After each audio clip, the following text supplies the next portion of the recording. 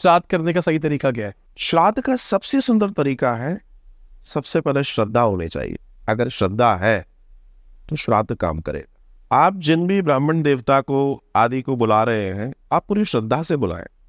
अगर मैं गरुड़ पुराण के दर्शन की बात करूं तो उसमें लिखा है कि कायदे से आप उन्हें लेकर आए उनके घर से। चलो ये नहीं हो सकता, वे आपके यहाँ आ गए तो सबसे पहले उनके पाद प्रक्षालन, पैरों को धोएं, उसके बाद उनको विधिवत सम्मान दें और एक सुंदर आसन पर बिठा लें, और उसके बाद सुरुचि भोजन कराएं। सुरुचि भोजन, क्योंकि मुझे मीठा पसंद है और आपने 56 प्रकार के नमकीन रख दिए, वो वैल्यू नहीं करते ना। क्यों नहीं करते? बिकॉज मेरा वो टेस्ट नहीं है।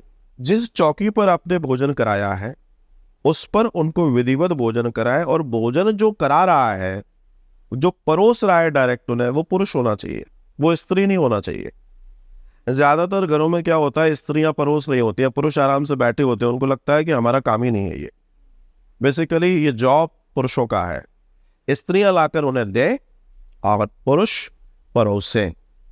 जब वे भोजन प्रसादी पा लें उसके बाद उस स्थान से थाली को हटाए, चौकी को हटाए, और फिर विधिवत उनका पूजन करें, यथाशक्ति उनको दक्षिणा और वस्त्र आदि देकर उनकी आरती उतार के और प्रदक्षिणा करें। क्योंकि वो नहीं है जो आप सोच रहे हो, वो है जिनके लिए आप कर रहे हैं।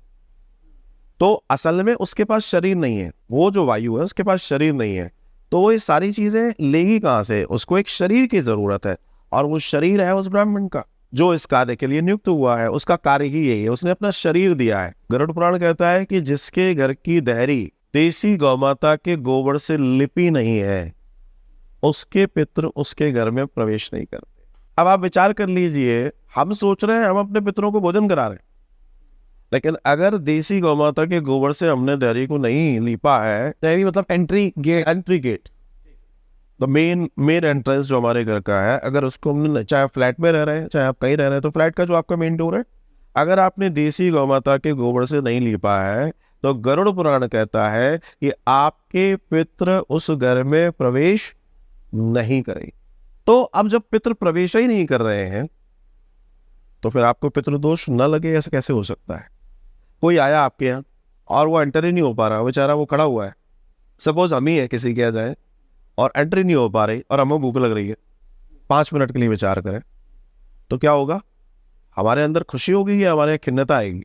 हम खिन्न होंगे। सेम उनके साथ है। मेरी अपनी स्टडी के अनुसार जो हमारे पितृ हैं, पितरों में और बच्चों में कोई अंतर नहीं है। छोटी सी चीज से बच्चे खुश हो जाते हैं और छोटी सी चीज से पितृ खुश हो जाते हैं। हाँ, लेकिन पितरों की कभी सकाम भाव से पूजा नहीं करनी चाहिए। सकाम मीन्स हमें कुछ मिल जाए, क्योंकि अगर आप सकाम भाव से पितरों की पूजा करते हैं तो आपको कभी भी आगे की योनियां नहीं मिलती, आपको पितृ की या फिर प्रेत की ही योनि में रहना पड़ता है। क्योंकि जब शरीर से आत्मा निकलती है तो 12 से 13 दिन वो प्रेत बन के ही रहती है, उसके बाद फिर वो आगे की यात्रा करती है।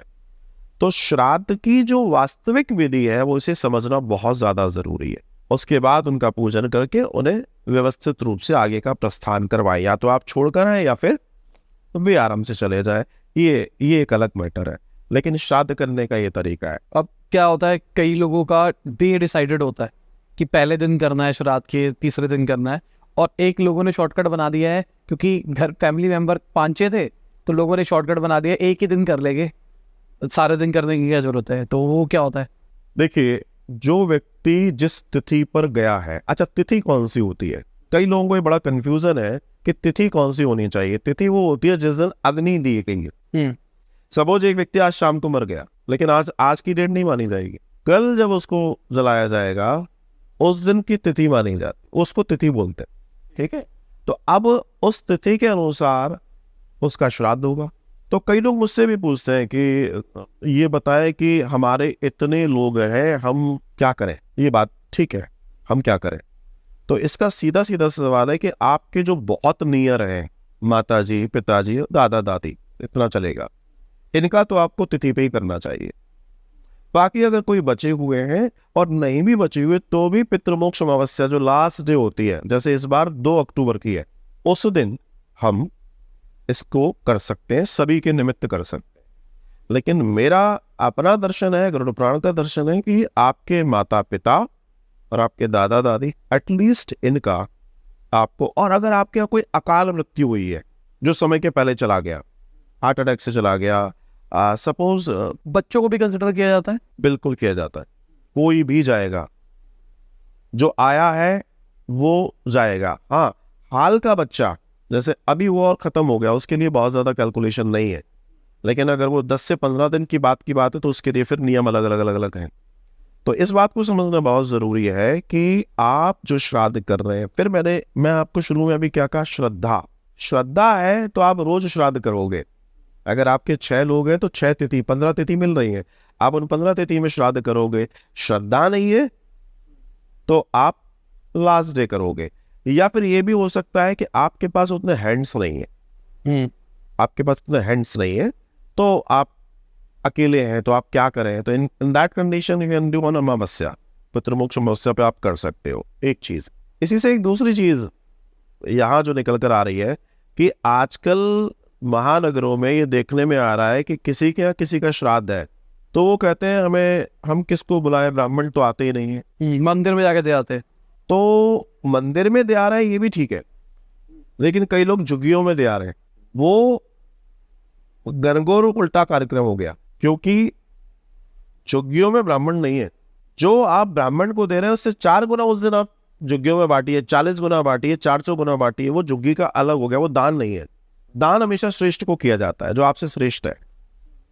अच्छा, लेटर बॉक्स में लेटर डलेगा या कहीं भी डाल दोगे, तो जो व्यक्ति निर्धारित है आप उसी को देंगे। और कई लोग ये गलती कर रहे हैं, उसके बाद आप देखना उनके जीवन में नीरसता है, समस्याएं क्यों है, क्योंकि वो उनका मैसेज सही जगह ड्रॉप हो ही नहीं रहा है, वो एक बड़ी समस्या आती। तो ऐसे में तिथि पे करें, कम से कम जो अपने बिल्कुल नियर है। बाकी सबके नाम का पितृमोक्ष अमावस्या वाले दिन हो सकता है, उसमें कोई बुराई नहीं है। एक ब्राह्मण देवता को बुलाकर सबके निमित्त का आप कर सकते, इसमें कोई बुराई नहीं।